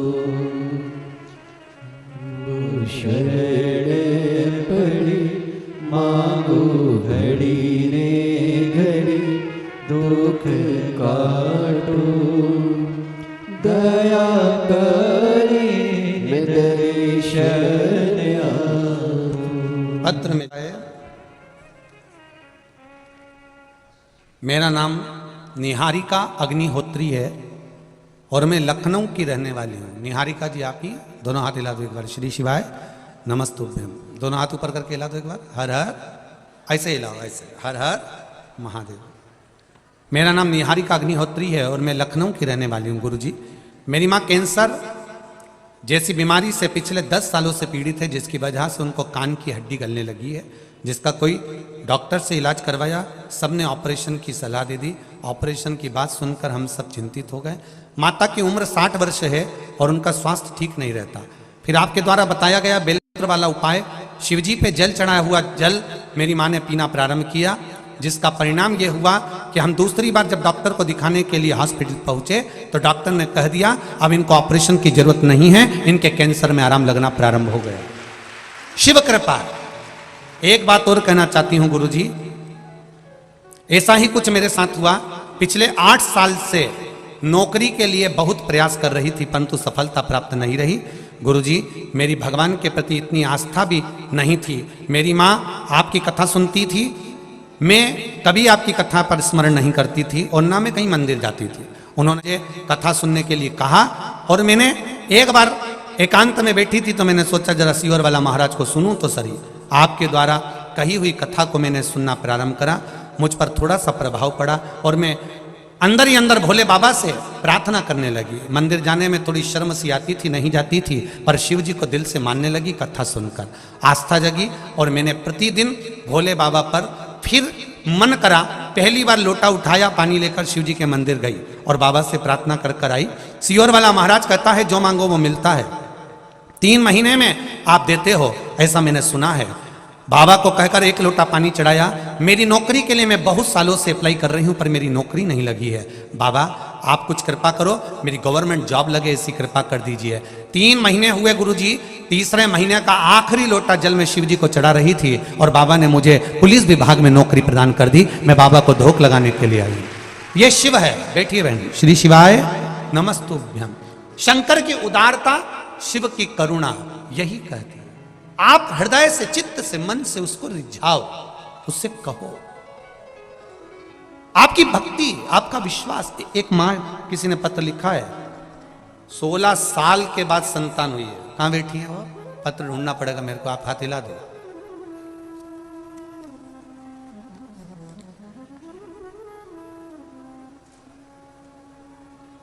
आरती आदेश पोरवाल दिव्यापुर औरैया से आए हैं। कहीं बैठे हो तो हाथ हिलाइएगा। अच्छा वहां है, ठीक है, दोनों हाथ हिला दो एक बार। श्री शिवाय नमस्तुभ्यम। दिख गए हो? श्री शिवाय नमस्तुभ्यम। दंडवत प्रणाम भोलेनाथ जी के चरणों में। गुरुदेव मेरी शादी को 16 साल हो गए थे, मुझे कोई संतान नहीं हुई। मैंने बहुत इलाज कराया लेकिन कुछ नहीं। फिर मैंने एक बेटी गोद लेने का मन में ठान लिया और आखिरी में लोग मुझे ताने पर ताने देने लगे। सब लोग अपशब्द कहते थे गुरुदेव, क्योंकि 16 साल शादी के हो गए थे। मैं क्या वर्णन करूं। डॉक्टरों ने भी कह दिया था कि आपको संतान का सुख नहीं है। तब लोग मुझे इतना अपशब्द कहते थे गुरुदेव, बांझ तक कह देते थे, गालियों पर गालियां देते थे। गुरुदेव बाबा की कृपा हुई और 27 अप्रैल 2020 को मैंने पहली बार कथा सुनी और तभी मेरा राजस्वला धर्म का 7वां दिन था। मैं अपने पति को लेकर सफेद आंकड़े की जड़ को निकलवा कर लाई, शिव मंदिर में पहुंची। शंकर भगवान के मंदिर में 27 अप्रैल 2020 को मैं शिव जी के मंदिर में सफेद आंकड़े की जड़ को लेकर तुमरुका जी का नाम लेकर मैंने कमर में बांधी और बाबा की कृपा ऐसी हुई 3 महीने के अंदर मेरा गर्भ ठहर गया। और बाबा की कृपा से 27 जनवरी 2021 को मेरे यहाँ बेटे का जन्म हुआ है। मैं उनको धोख लगाने के लिए यहाँ पर आई हूँ। हर हर। बैठिए बहन। श्री शिवाय नमस्तुभ्यम। बहुत बहुत बधाई आरती जी आपको, आदेश जी आपको बहुत बहुत बधाई। शिव कृपा, उसकी उदारता, उसकी करुणा। देवऋषि नारद के भीतर भगवान विष्णु की भक्ति तो थी पर देवऋषि नारद के भीतर शिव भक्ति नहीं थी। उन्होंने कहा बताओ देवऋषि नारद मन में सोचते हैं काम को जीत नहीं पाए, काम से हार गए, कामदेव ने इनकी समाधि तोड़ दी। थोड़ा सा अहम भक्ति का प्रकट हो गया, थोड़ा सा। हम आप लोगों से एक बात कहे पहले, आज फिर कहते हैं, तुम भजन करना अहंकार को छोड़कर। जब कथा सुनने के लिए जाओ, जिस जगह पर कथा सुनने बैठो, घर के लोगों को कहकर जाना कि मैं 2.5 घंटा 3 घंटा की कथा है, 2 बजे से 5 बजे तक चलेगी। 5 बजे जब आरती होगी तब भूमि को नमन कर कर प्रणाम कर कर तब मैं अपने घर पर आऊँगी, क्योंकि मैंने सुना है जब मेहमान जाते हैं तो जाते जाते कुछ रुपया घर के हाथ में, बच्चों के हाथ में दे जाते हैं। मेरा भोलेनाथ रोज कथा के विराम में मुझे कुछ ना कुछ देगा जरूर। जब कथा का विराम होता है, रोज प्रतिदिन आप कथा सुनने के बाद जब अपने घर को जाते हैं, 5 बजे जब कथा छूटती है और आप अपने घर के लिए निकलते हो, तो ये आपके भीतर ये भाव होता है कि जैसे मेहमान जाते जाते कुछ देते हैं, मेरा भोलेनाथ रोज प्रतिदिन विराम पर कुछ ना कुछ मेरे जीवन में जरूर देकर जाएगा। ये मेरा विश्वास करता है, मुझे खाली नहीं छोड़ेगा, वो देगा जरूर। भक्ति और मुक्ति का साधन है शिव। नारद जी के भीतर अहंकार प्रकट हो गया, देवऋषि नारद के भीतर अभिमान आ गया कि मैं भगवान विष्णु का भजन करता हूं, मैं कामदेव को जीत सकता हूं। भगवान नहीं जीते, शिव जी नहीं जीत पाए। इतना अहंकार, इतना अभिमान उसके भीतर जागृत हो गया। शिव नहीं जीते। अब को कौन समझाए कि शंकर भगवान कामदेव को देखकर नेत्र क्यों खोले हैं? क्योंकि शंकर भगवान सती के पति हैं, कामदेव रति के पति हैं। बोलो रीजी जी, सही है कि गलत है? सही है ना। शिव सती के पति, कामदेव रति के पति। सती और रति एक ही पिता की बेटी है। कामदेव के साड़ू भाई कौन है? बोलते जाओ जरा जम के बोलो। शंकर भगवान। शंकर भगवान के साड़ू भाई कौन है? कामदेव, क्योंकि रति सती दोनों बहन है। इतने सारे देवताओं ने आकर समाधि तोड़ी, शिव जी ने नेत्र नहीं खोला, पर कामदेव आया, शंकर भगवान को नेत्र खोलना पड़ा। उसका कारण केवल इतना सा है कि तुम दुकान पर 24 घंटे बैठो, मना नहीं है, पर पत्नी कहती है कि मेरे रिश्तेदार आए तो 5 मिनट आके मिलो तो। बोलो सही है कि गलत है? और अगर पत्नी की बहन आई, उसका पति आया, बहन का पति, और तुम दुकान छोड़ के नहीं आए, मत छोड़ो, फिर वह तुम्हें नहीं छोड़ेगी। मत छोड़ो।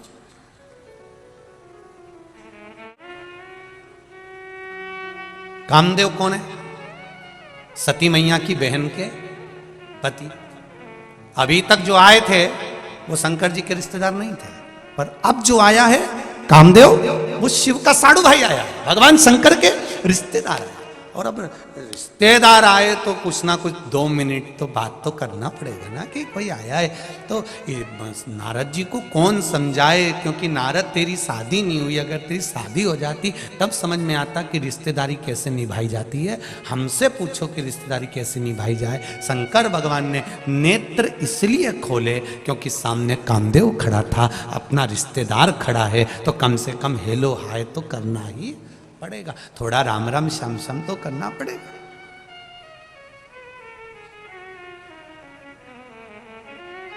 अब यहीं इतने सारे कार्यकर्ता खड़े हो जाते हैं। अब ये प्रशासनिक जो लोग खड़े हैं, पुलिस वाले भाई लोग जितने खड़े हैं, प्रशासन वाले, कई आदि टीआई भी खड़े हुए हैं, कोई भी सीएसपी भी खड़े हैं, कोई खड़े हैं, तो ये थोड़ी ना पहचानते कि तुम्हारे रिश्तेदार है। वो तो तुम आके कहते हो हमारी काकी है, तो फिर इतने में भाई प्रशासन आदि के लोग, उनको तो नियम निभाना है, उनको तो संयम रखना है, उनको तो सेफ्टी रखना है। और केवल एक अकेले की सेफ्टी नहीं, आप सबका ध्यान उनको रखना है। तो उनको तो समझना पड़ेगा ना कि भाई कोई भी आए, कथा के पहले आओ या कथा के बाद आओ। पहले कैसे आ गए तुम? बीच में क्यों उपद्रव मचा रहे हो? क्यों चिल्ला रहे हो? तो ये शक्ति तो इनको रखना पड़ेगी, भले तुम कार्यकर्ता क्यों ना हो। उनको थोड़ा नियम धर्म तो संयम तो रखना पड़ेगा। एक पत्र लिखा एक जी कि गुरुजी वो बहुत दूर गाड़ियां रुक रही है और हम यहाँ तक पैदल आ रहे हैं, तो मेरा जीजियों से निवेदन है, कौन मना कर रहा है कि तुम पैदल आओ? समिति वालों से कहो 4 ई-रिक्शा चलाओ, वहां से बूढ़ों को लेकर यहाँ तक आओ, उसमें कौन सी दिक्कत है? पर प्रशासन अगर रोक रही है बाहर, इसलिए रोक रही है कि घटना ना घटे, ट्रैफिक जाम ना हो, कष्ट ना हो। और आप तो फिर भी ठीक हो जो केवल कॉलोनी से यहाँ तक अंदर आ रही हो। और जगह कथा होती है तो 4 से 5 किलोमीटर तक लोग सिर पे बैग रख रख कर पैदल चलते चलते शिव महापुराण तक पहुंचते हैं। ये तो फिर भी यहाँ के प्रशासन को धन्यवाद दूंगा मैं, पुलिस प्रशासन को, जिन्होंने सही तरह से इसको साध रखा। मना नहीं है, थोड़ा सा नियम अपने को भी बनाना पड़ेगा, थोड़ा अपने को भी साधना पड़ेगा, तब तो कार्यक्रम सफल होगा।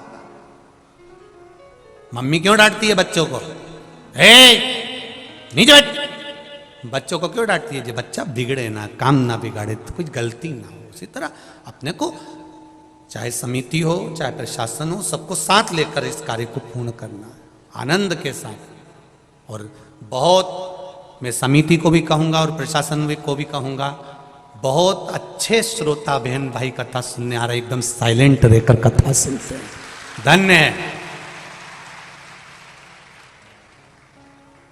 जब हम यहां आ रहे थे कानपुर तो किसी ने कहा था वहां तो बहुत कथा होती है, लोग अपनी मस्ती में लगे रहते, कई कथा माता कोई नहीं सुनता। हम उनको दिखाना चाहते हैं, एक बार आकर देखो कानपुर की इस पावन धरा पर, कल्याणपुर में जितनी मेरी माताएं बैठी हैं, जितने पुरुष बैठे हैं, इनके भीतर का भाव देखिए कि किस दिल से कथा सुन रहे हैं, किस मन से कथा सुन रहे हैं, एकदम साइलेंट रहकर। कहने वाला कुछ भी कहे, दिखता है तो लगता है। मैं आप जितने भी श्रोता भाई बहन बैठे हैं उनको नमन करता हूं, आपके चरणों को। बहुत सुंदर भाव से आप कथा का रसतत्व ग्रहण कर रहे हैं। और यहाँ की जो मीडिया है, पत्रकार बंधु हैं, उनको भी धन्यवाद देना चाहूँगा कि आपकी कलम बहुत सुंदर सुंदर चरित्र अखबारों में लिख रही है। आपको नमन, सोशल मीडिया को भी और जितनी मीडिया है सबको नमन। आपका प्रेम झलक रहा है आपकी कलम के माध्यम से। शिव कृपा, देवऋषि नारद के भीतर अभिमान प्रकट हो गया, पर देवऋषि नारद ये नहीं जान पा रहे, देवऋषि नारद के भीतर यह भाव नहीं आया कि कामदेव क्यों कामदेव को देखकर नेत्र खोला। ये संबंधों की बात है, ये रिश्तेदारी की बात है। ये कई संबंध ऐसे होते हैं जो सामने नहीं बोले जाते।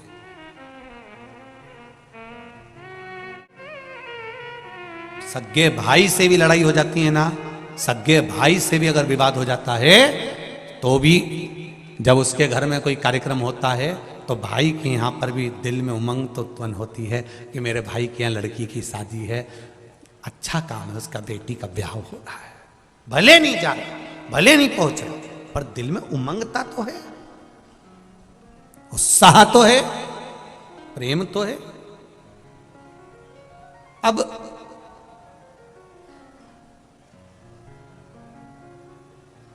देवऋषि नारद के भीतर अभिमान आ गया तो देवऋषि नारद ने शिवजी को नीचा दिखाने के लिए समाधि लीन हो गए, तप करने लगे। सब ने समाधि को डिगाया, नहीं डिगे। अंत में कामदेव आया, कामदेव भी देवऋषि नारद को नहीं जीत पाए।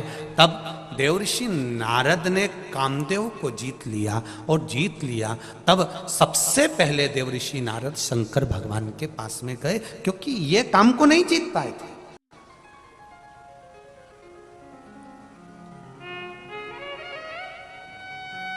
इन्होंने कामदेव को नहीं जीता था।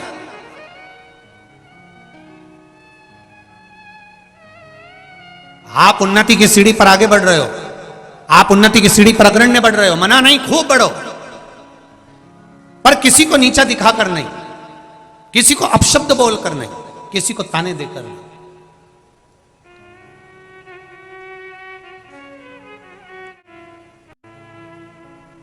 एक शिव भक्त की एक बात आती है जिसका नाम था शिवदास। कर्नाटक में रहता था शिवदास, और जब वो जन्म लिया तो उसके जन्म के बाद में उसके माता पिता चले जाते हैं और वो अकेला रहता है, लकड़ी बेचकर अपना यापन करता है। कर्नाटक का शिव भक्त है शिवदास। 24 घंटे भगवान की भक्ति में डूबा रहना, शिव जी का गुणगान करना, शिव स्मरण करना। और शिवदास लकड़ी लेता, लकड़ी को सिर पे रखता, बेचने जाता, बेच कर आता, थोड़ा सा धन, उतना ही पैसा लेता जिस पैसे से किसी ब्राह्मण को भोजन कराकर खुद भोजन कर लेता। उसका नियम था, अतिथि को भोजन पहले कराता था, फिर स्वयं करता था।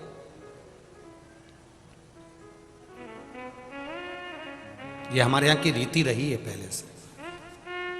उत्तर प्रदेश में तो इधर साइड का तो नहीं मालूम हमको, पर काशी से और आगे जब जाते हैं तो वहाँ एक नियम है, अब इधर भी होना तो चाहिए ऐसा नियम, कि जब कोई अतिथि आता है तो सबसे पहले उसके सामने गुड़ या शक्कर या मीठा, लड्डू, गुलाब जामुन जो भी घर में होता है वो उसके सामने रखा जाता है। पानी भी बाद में आता है, पहले मीठा। इधर होता है क्या? है इधर नीति? बहुत बहुत धन्यवाद आपको, आप पूर्वजों की रीति को निभा रहे हैं उसके लिए।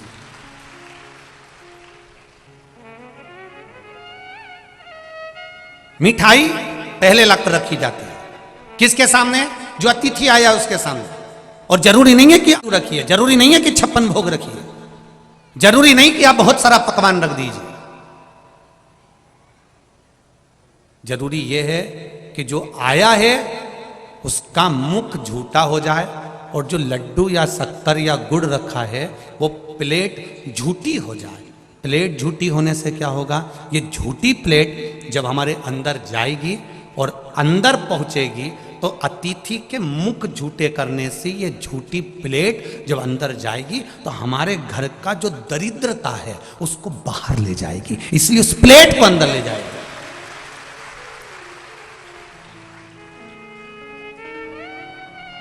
ये झूठी प्लेट हमारे अंदर चले जाए, जो झूठी प्लेट अंदर की ओर जाए तो ये हमारे घर की दरिद्रता को, घर की दरिद्रता कब समाप्त होती है? जब हमारे यहाँ कोई अतिथि आता है, मेहमान आता है और वो हमारे यहाँ रुकता है, भोजन करता है या मुख झूठा करता है, पानी पीता है और जाता है। उसका झूठा पात्र जितनी घड़ी, जितने पल, जितने समय हमारे घर में रखा रहता है उतने समय वो घर की दरिद्रता को दूर भगा देता है। इसलिए हमारे उत्तर प्रदेश का नियम है कि मुख झूठा कराना और प्लेट को अंदर ले जाना, ये हमारे यहाँ की रीति बनी है। इसलिए कहते अतिथि देवो भव। अतिथि देव सम्मान हम क्यों करते?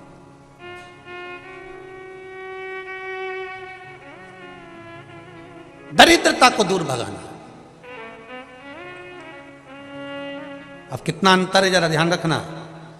खुद के झूठे बर्तन 2 घंटे 4 घंटे तुम्हारे यहां पड़े तो दरिद्रता प्रवेश कर रही है। जरा अच्छे से सुन लेना रे उत्तर प्रदेश वाले, कानपुर वाले, थोड़ा ध्यान लगाकर सुनना। और जितने लोग आस्था चैनल पर सुन रहे हैं, जितने फेसबुक यूट्यूब पर सुन रहे हैं वो भी सुन लीजिएगा।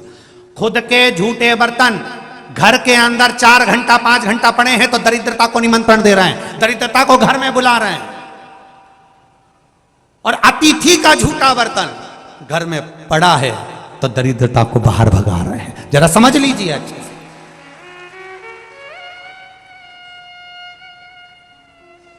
खुद का बर्तन, झूठा बर्तन जल्दी मांज देना चाहिए, जल्दी साफ करके रख देना चाहिए।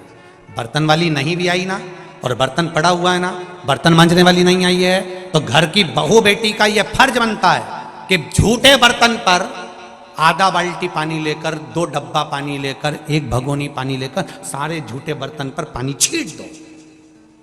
पर झूठे बर्तन पर पानी होना जरूरी है।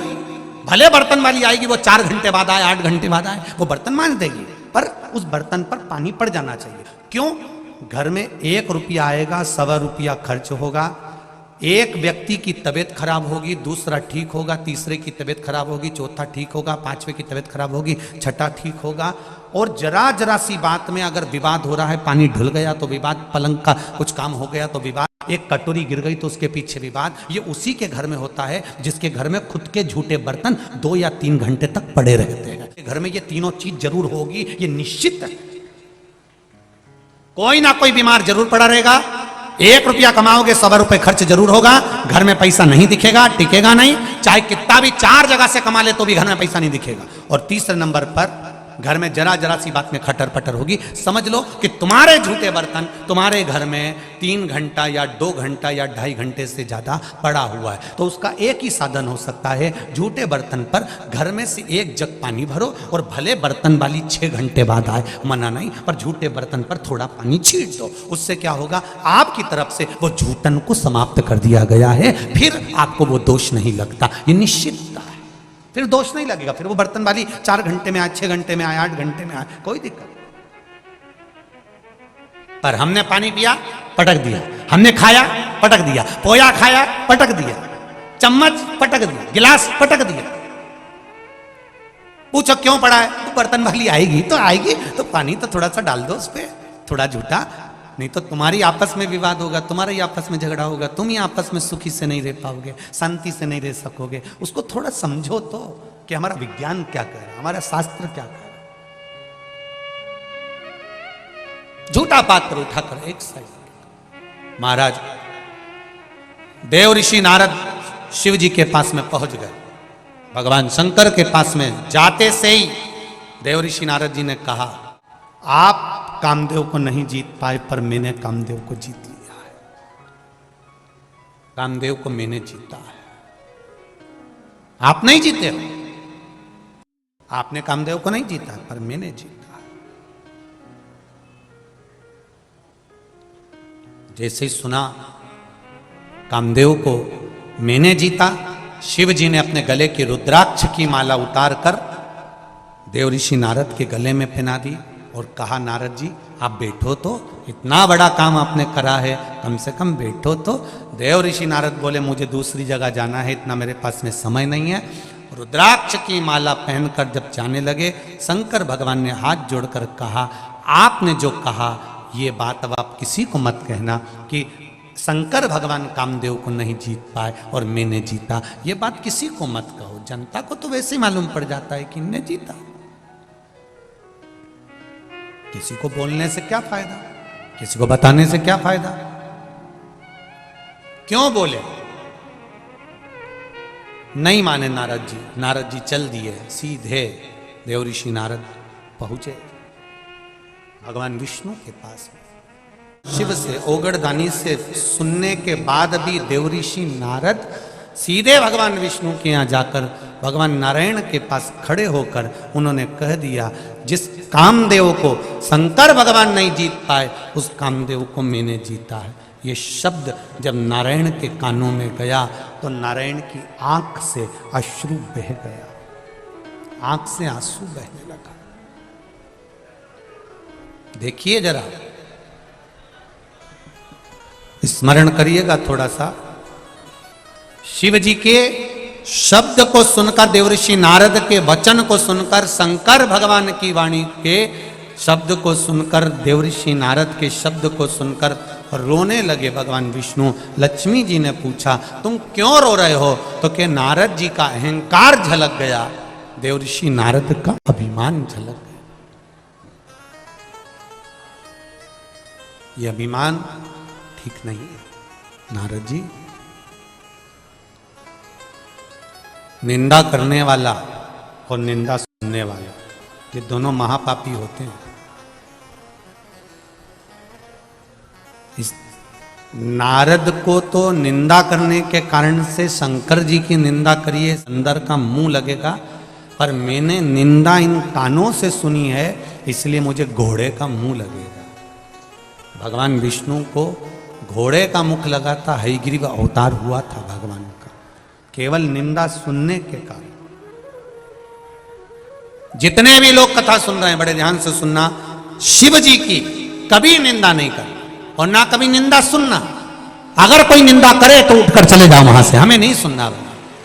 हम शंकर की निंदा नहीं सुन सकते। तुम्हें करना करो, भगवान ने तुम्हें बनाया ही निंदा करने के लिए। जब निंदा करने वाला निंदा करना नहीं छोड़ सकता, तो अपन अपना काम कैसे छोड़ दो कि हम निंदा सुनते ही नहीं है, तो हम कैसे सुन ले? जब तू करना नहीं छोड़ रहा तो हम सुनना कैसे छोड़?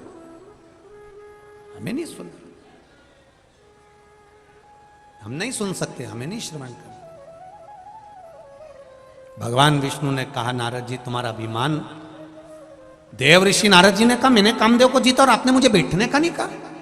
भगवान कहते हैं बैठने का कैसे कहते हैं? शंकर भगवान ने तुम्हें बैठने के लिए जगह दी, तुम नहीं बैठे। तुम्हें बैठने की जब जगह मिली तो तुम नहीं बैठे, और तुम मेरे यहां आकर कहते हो कि बैठ जाओ। ये दुनिया के लोग दो मुंहा बातें करते हैं।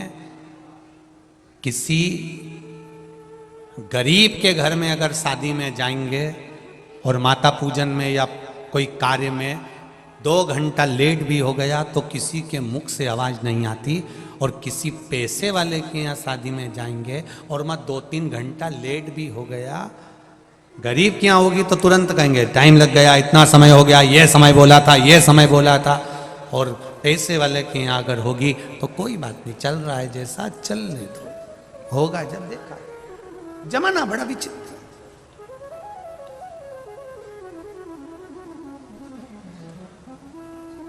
धन के साथी हजारों हैं, जब धन ही नहीं तो, जम के तो बोलो जरा, धन ही नहीं तो सुख के साथी हैं, जब सुख ही नहीं तो कोई नहीं। वाहवारी दुनिया मतलब की दुनिया में किसी का कोई। संसार केवल एक आप हैं तो ठीक है, आप दिख रहे हैं तो ठीक है, नेता नहीं। देव ऋषि नारद तुम्हें भोगना पड़ेगा। देव ऋषि नारद गए, जाकर देव ऋषि नारद ने माया के चक्कर में फंसे,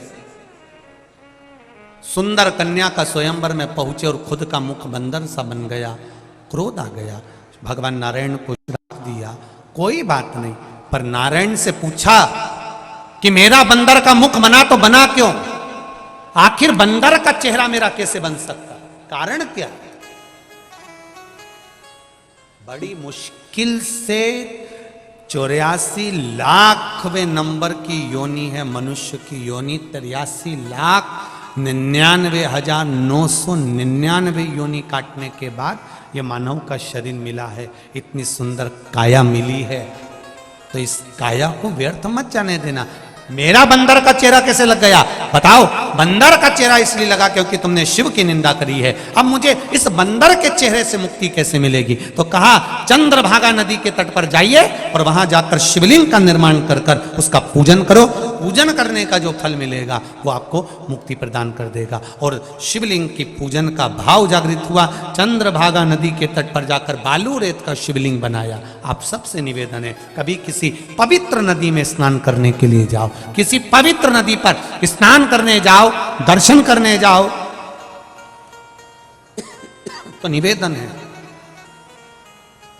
वहां की रेत का, वहां की मिट्टी का, वहां की बालू का शिवलिंग का निर्माण कर कर कुछ तो वही नदी का जल 3 बार 5 बार चढ़ाकर ओम नमः शिवाय या नमः शिवाय या श्री शिवाय नमस्तुभ्यम कहकर, नहीं है कुछ भी तो भी भगवान को जल चढ़ाकर विसर्जन कर दीजिए। शिव उसको स्वीकार कर लेगा, मेरा वो घड़दानी स्वीकार कर लेगा।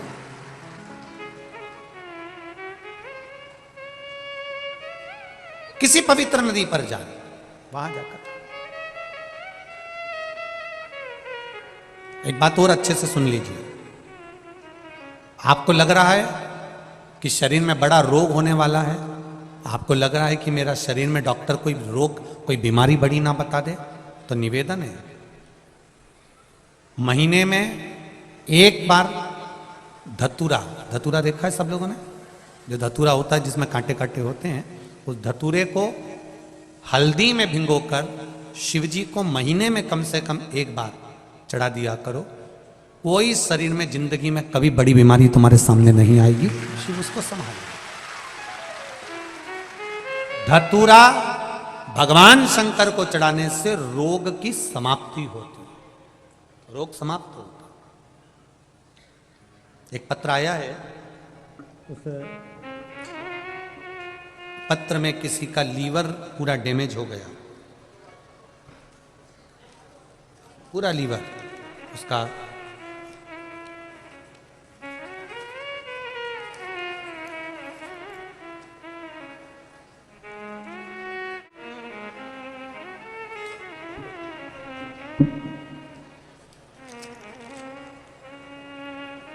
शंभु शरणे पड़ी मांगू घड़ी रे घड़ी दुख काटो दया करी दर्शन आपो।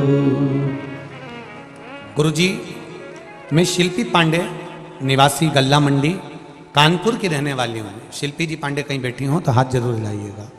शिल्पी पांडे जहाँ भी बैठी हो दोनों हाथ अवश्य हिलाएं। कहीं बैठी हैं? इस तरह से हाथ हिलाओ तो दिख जाओगी शिल्पी जी। अच्छा पीछे हो क्या? ठीक है ठीक है। मैं शिल्पी जी पांडे गल्ला मंडी कानपुर की रहने वाली हूँ गुरुजी।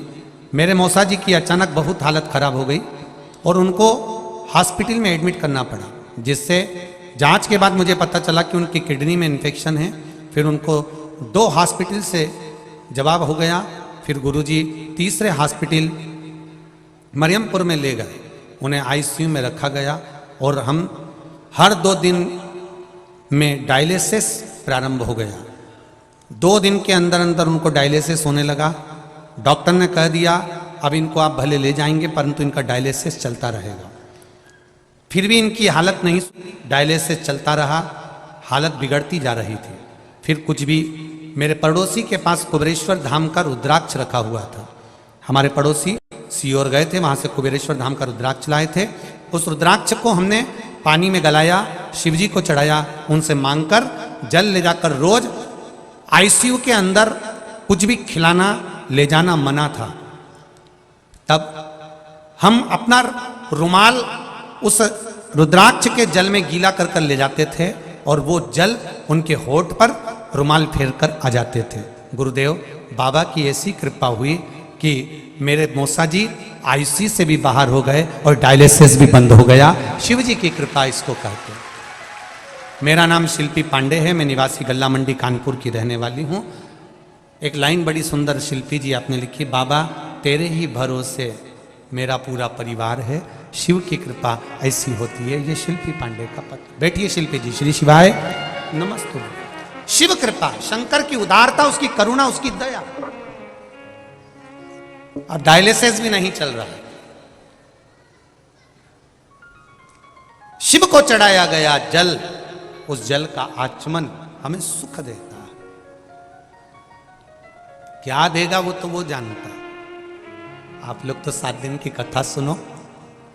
7 दिन के बाद में जब कथा विराम हो तो उससे 3 महीना बाबा से जो तुमने बोला है दिल से अगर सुनी होगी और दिल से अगर बोला होगा तो वो दिल से देगा भी निश्चय। आप तो सुनो दिल से, दिल से श्रवण करो। अविरल भक्ति के साथ। नारद जी कह रहे हैं मेरी गति चंद्रभागा नदी के तट पर शिवलिंग का निर्माण करना, उसका पूजन करना, तब जाकर देवऋषि नारद का सही स्वरूप आना, शिव जी को स्वयं आकर दर्शन देना।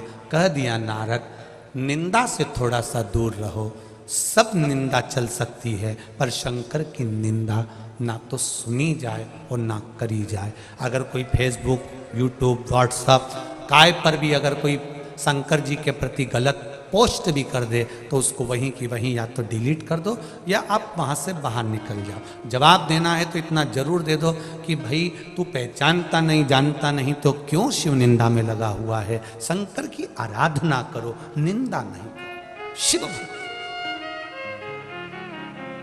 करो शंकर की आराधना।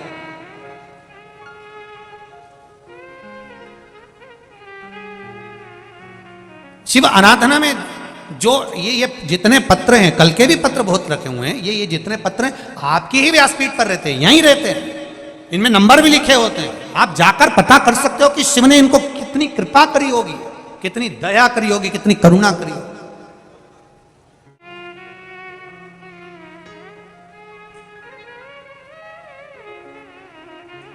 यहां यूपी में, उत्तर प्रदेश में, अभी काशी में कथा हुई, उसके बाद में ये कथा उत्तर प्रदेश की एक कल्याणपुर कानपुर में हो रही है। हमारा तो यहाँ पर ज़्यादा आना जाना भी नहीं होता, हमने पहले भी कहा। यहाँ किसी से ये प्रशासन के लोग भी रहते हैं और कार्यकर्ता भी रहते हैं, हम लोग मिलते भी नहीं, हम व्यासपीठ से कहते हैं, हम किसी से ज़्यादा मिलते नहीं। अपना भजन करना, मंत्रमाला जपना, नाम जाप करना।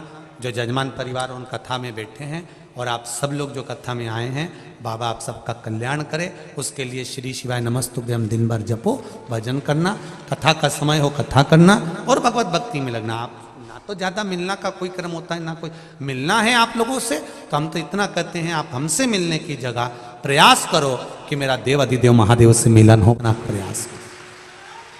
कोई आस हाँ, सीहोर, कुबेरेश्वर धाम का कंकर संकर है, वहां आने वाला व्यक्ति, वहां धोख लगाने वाला व्यक्ति, वहां लोट लगाने वाला व्यक्ति, वहां दंडवत करने वाला व्यक्ति, ये विश्वास जरूर है कि कंकर संकर की भूमि कुबेरेश्वर धाम में जो गया है वो खाली तो नहीं रहा है, ये निश्चित था। और वही कुबेर भंडारी यहां है साथ, वही कुबेरेश्वर महादेव 7 दिन यहां, आपकी भक्ति प्रबल हो। देव ऋषि नारद भगवती स्मरण में डूबे, ब्रह्मा विष्णु महेश की आराधना स्वयं देव ऋषि नारद ने कहा, शिवजी मैंने आपका अकेले का दर्शन करा तो मेरे नारायण और ब्रह्मा का भी दर्शन करना है। ब्रह्मा विष्णु महेश तीनों पधार रहे हैं।